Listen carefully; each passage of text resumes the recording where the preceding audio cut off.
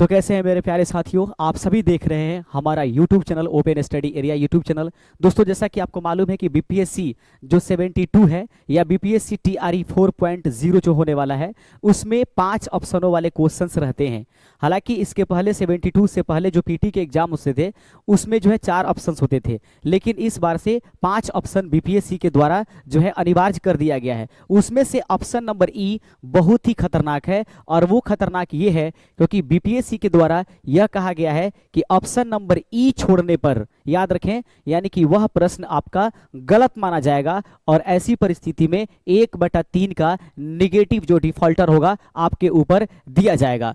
आप याद रखेंगे दोस्तों कि यह सेम सिस्टम जो है लगभग बीपीएससी टीआरई 4.0 कुछ और छूट जाए, लेकिन ऑप्शन नंबर ई आपको हर हाल में भरना होगा, तभी जाकर के आप निगेटिव मार्किंग से उस प्रश्न में बच पाएंगे। जिन प्रश्नों का जवाब आप नहीं जानते हैं, 100% ऑप्शन नंबर ई यानी प्रयास नहीं किया गया, यह आपको जवाब देना होगा। तो कैसे होगा प्रश्न और किस प्रकार के लेवल होंगे क्वेश्चनों का, आज के इस वीडियो में हम देखेंगे। दोस्तों, हम आपसे रिक्वेस्ट करेंगे कि जो भी बीपीएससी 72 एग्जामिनेशन देने वाले हैं पीटी का या बीपीएससी टीआरई 4.0 के एग्जाम देने वाले हैं, उनको ये बखूबी एक एक प्रश्न को और एक एक चीज को बारीकी से समझना चाहिए, और कैसे नॉट टू अटेम्प्ट अर्थात प्रयास नहीं किया इससे बचें और किस तरीके से उसको फील करें। तो आइए शुरुआत करेंगे आज के इस पहले नंबर क्वेश्चन के साथ। पहला नंबर क्वेश्चन आपके स्क्रीन पर जैसा कि आपको दिखाई दे रहा है, हम सबसे पहले एक एक करके आपके सामने एक्सप्लेन करेंगे। मेरे प्यारे साथियों, जैसा पहला प्रश्न आपके सामने है कि यहाँ पर कथन एक लिखा गया है और यहाँ पर उसका कारण दिया गया है। एक तो स्टेटमेंट है और दूसरा उसका रीजन दिया गया है। ऐसे प्रश्न तो आपको 100% देखने के लिए अब वर्तमान के एग्जामिनेशंस में नजर आते हैं। तो सबसे पहले कथन जो है वो पढ़ लेते हैं। किसी चालक की प्रतिरोधकता उसकी लंबाई और अनुप्रस्थ काट की क्षेत्रफल पर निर्भर नहीं करता है। ये बात सही है कि किसी भी चालक की प्रतिरोधकता उसकी लंबाई और उसके अनुप्रस्थ काट की क्षेत्रफल पर निर्भर नहीं करता है।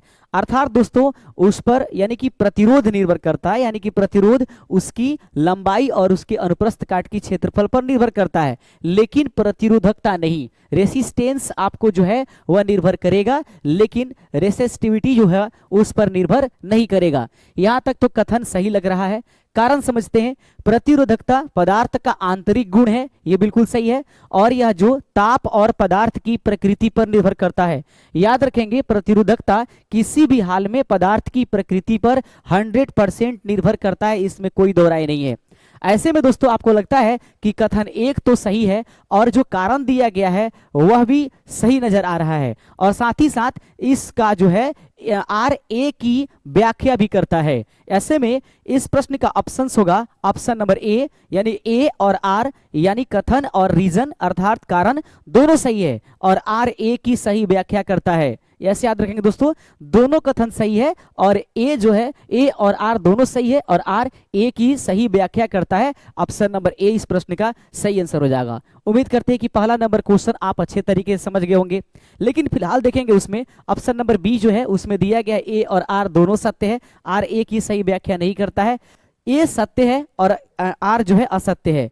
डी नंबर कहता है ए असत्य है और आर सत्य है, और अंतिम नंबर जो है प्रयास नहीं किया गया। यदि आप इस प्रश्न का आंसर नहीं जानते हैं तो आपको ब्लैंक्स अपना ओएमआर शीट नहीं रखना है। ऐसी स्थिति में आपको ऑप्शन नंबर ई हर हाल में रंगना होगा, वरना 1/3 निगेटिव ऐसे ही आ जाएगा। और यदि आप इस प्रयास नहीं किया गया इसको रंग देते हैं तो उस 1/3 से आप सुरक्षित रहेंगे। टीआरई 4 में भी यह लागू होगा, क्योंकि शिक्षा मंत्री के द्वारा बार बार कही जा रही है कि हम जो है एक क्वालिटी पूर्ण शिक्षक चाहते हैं। अब पता नहीं, आगे आप कमेंट करके बताइए कि क्या ऐसी स्थितियां बनती हैं। अगले बढ़ेंगे अपने दूसरे नंबर क्वेश्चन के साथ। तो फ्रेंड्स, दूसरा नंबर क्वेश्चन आपके स्क्रीन पर ये उपस्थित रहेगा। इसमें जो प्रश्न कह रहा है उसको हम लोग बढ़िया तरीके से देख लेते हैं और उसके बाद हम लोग आगे बढ़ने की प्रयास करेंगे। प्रश्न देख लीजिएगा। प्रश्न कहता है साथियों कि सूची 1 आधुनिक भौतिकी की अवधारणा और सूची 2 संबंधित वैज्ञानिक से सुमेलित करिए, और सुमेलित करके जो कूट दिया गया है उसमें से आप इसका आंसर चुनिए। और यदि आपको आंसर नहीं मालूम है या आप ये चाहते हैं कि नहीं मैं इस प्रश्न को हटाना चाहता हूं, छोड़ देना चाहता हूं, तो ऑप्शन नंबर ई फिल करना नहीं भूलिएगा, यानी कि प्रयास नहीं किया गया। प्रश्न आपके सामने है सूची नंबर 1 में और सूची नंबर 2 में। कहता है एक तरफ प्रकाश विद्युत समीकरण, द्रव्य तरंग परिकल्पना, नाभिक की खोज और न्यूट्रॉन की खोज। सबसे पहले तो आपको जानना होगा कि न्यूट्रॉन की खोज किसके द्वारा किया गया। तो न्यूट्रॉन की खोज जो है वह चैडविक के द्वारा किया गया। यानी कि चौथे का मिलान हम लोग सबसे पहले जो हमको आसान लग रहा है उसको मिला लेते हैं। फिर नाभिक की खोजकर्ता कौन है? रदरफोर्ड। अर्थात कहने का मतलब दोस्तों तीसरे का मिलान चौथे से हो जा रहा है।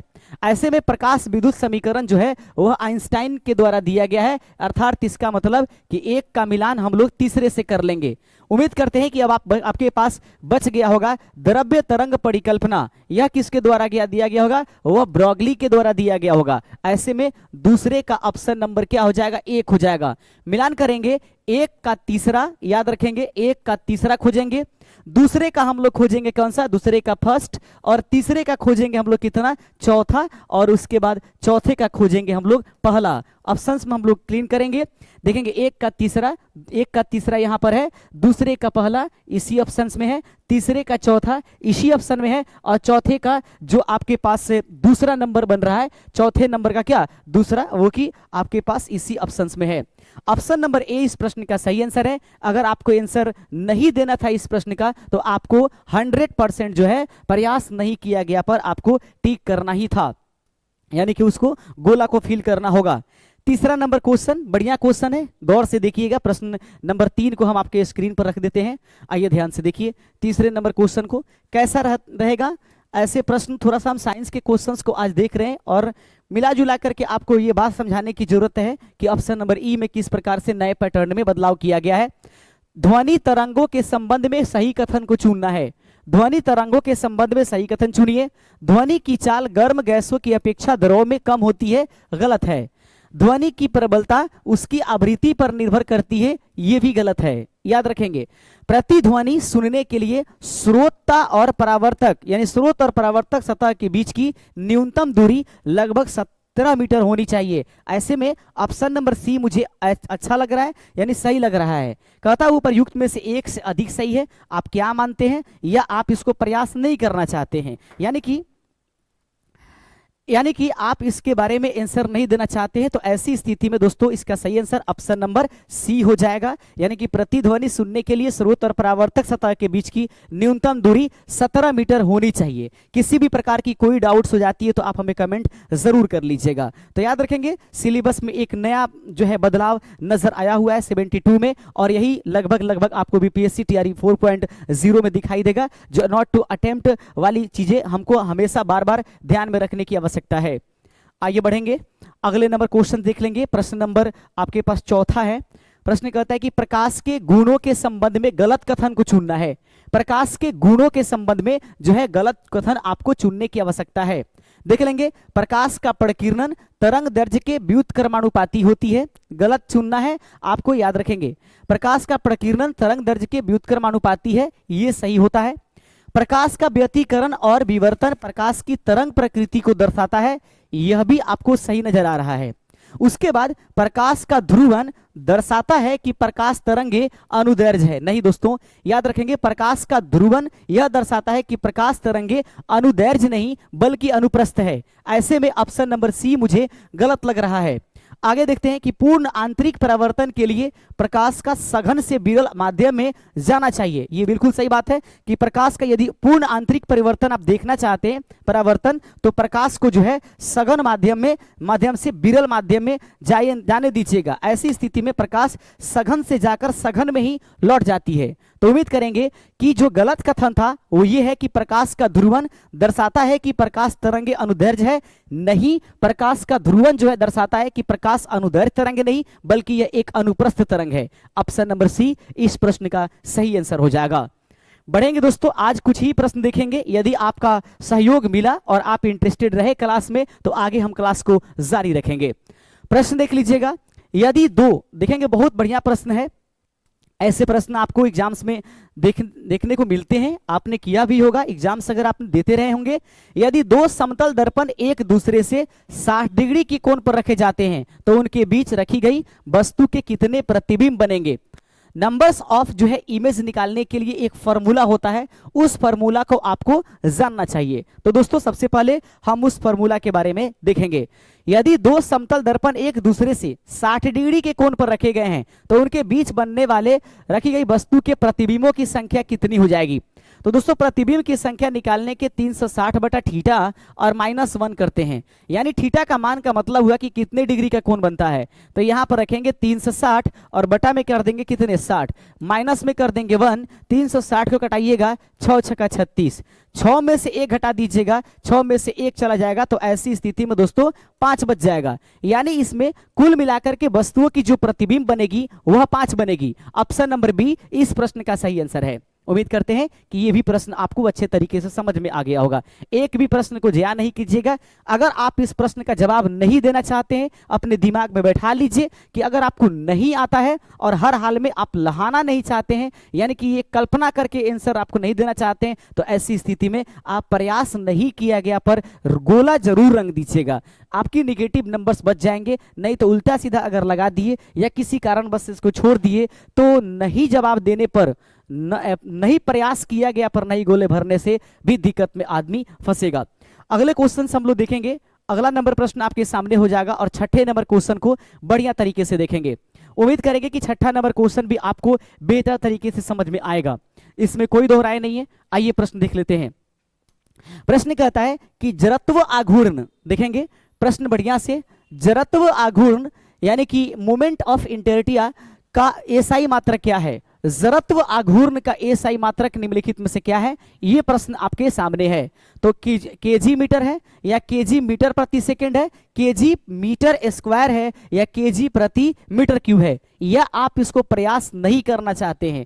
आपको जो लगता है वो आप इस प्रश्न का आंसर करिए, नहीं लगता है छोड़ देना चाहते हैं। बार बार मैं कह रहा हूं नॉट टू अटेम्प्ट, यानी कि प्रयास नहीं किया गया, नॉट टू ट्राई। इस पर आप जरूर इसको क्लिक कर दीजिएगा, क्लिक नहीं इसको गोला भर दीजिएगा। ऐसी स्थिति में छठे नंबर प्रश्न का सही आंसर हो जाएगा किलोग्राम मीटर स्क्वायर।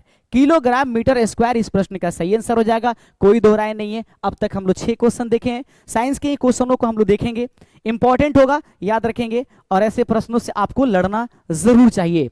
प्रश्न देख लीजिएगा। अगला प्रश्न आपके सामने है। प्रश्न नंबर कितने देखेंगे, तो प्रश्न नंबर हम सभी देखने जा रहे हैं 7वां नंबर प्रश्न। 7वें नंबर क्वेश्चन को देखिए। हाइड्रोजन बम किस नाभिकीय अभिक्रिया पर आधारित है। याद रखेंगे हाइड्रोजन बम किस नाभिकीय अभिक्रिया पर आधारित है। नियंत्रित विखंडन, अनियंत्रित विखंडन, नियंत्रित संलयन या उपर्युक्त में से कोई नहीं। याद रखेंगे हाइड्रोजन जो बम होता है दोस्तों वह निर्भर करता है वह संलयन पर, लेकिन बात यहां पर आ जा रही है कि नियंत्रित और अनियंत्रित कर दिया गया है। तो एक बार नियंत्रित विखंडन लिखा गया, दूसरी बार अनियंत्रित विखंडन लिखा गया, तीसरी बार नियंत्रित संलयन लिखा गया। ऐसे में इस प्रश्न का सही आंसर हो जाएगा उपर्युक्त में से कोई नहीं। दोस्तों याद रखेंगे क्योंकि हाइड्रोजन बम जो होता है वह अनियंत्रित संलयन पर काम करता है। याद रखेंगे अनियंत्रित संलयन पर हाइड्रोजन बम काम करता है। ऐसी स्थिति में 7वें का ऑप्शन नंबर डी इस प्रश्न का सही हो जाएगा कि उपर्युक्त में से कोई सही आंसर नहीं है। आगे बढ़ेंगे अपने अगले नंबर क्वेश्चन के साथ। आपको हमारा क्लास कैसा लग रहा है जरूर आप हमें कमेंट करके बताइए। कुछ चीजें समझ में आई कि नहीं, कोई दिक्कत है तो बताइए। यदि पीडीएफ ई बुक लेना चाहते हैं TRE 4.0 के लिए तो हमारे दिए गए इस व्हाट्सअप नंबर पर आप जो है व्हाट्सअप कर लेंगे। लाइब्रेरियन से संबंधित पीडीएफ चाहिए तो उसके लिए भी आप इस पर संपर्क कर सकते हैं। दोस्तों प्रश्न नंबर 8 अब आपके पास है और प्रश्न नंबर 8वां देखिएगा। लेंज का नियम यानी लेंज लॉ किसके संरक्षण के सिद्धांत का परिणाम है। यानी कि लेंज का नियम किसके संरक्षण सिद्धांत पर काम करता है। ये प्रश्न आपका 8वां और आज के इस वीडियो का जो कि ट्रायल वीडियो था जिसमें मैं आपको बताने की कोशिश कर रहा हूं नॉट टू अटेम्प्ट किस तरीके से करने हैं और किन चीजों को ध्यान में रखना है। अगर आपकी सहयोग मिली तो मैं कह रहा हूं कि लगातार हम वीडियो अपलोड करेंगे। लेंज का नियम किसके संरक्षण के सिद्धांत पर काम करता है। आवेश के संरक्षण, संवेग, ऊर्जा, द्रव्यमान, या आप इसको प्रयास नहीं करना चाहते हैं। तो सही आंसर है कि इस प्रश्न का सही आंसर है ऑप्शन नंबर सी। लेंज का नियम ऊर्जा संरक्षण सिद्धांत पर काम करता है। लेंज का नियम ऊर्जा संरक्षण सिद्धांत पर काम करता है। तो दोस्तों आज के इस वीडियो में मात्र 8 जो है क्वेश्चंस हम लोगों ने साइंस का टेकअप किया और उसके बाद हम आगे बढ़ेंगे और लगातार क्लासेस लाएंगे। इसलिए आप जो है इस वीडियो को अधिक से अधिक शेयर जरूर कीजिएगा, अपने दोस्तों में शेयर कीजिए और वीडियो को लाइक और हाइप तो जरूर कर दीजिएगा। शुक्रिया, जय हिंद।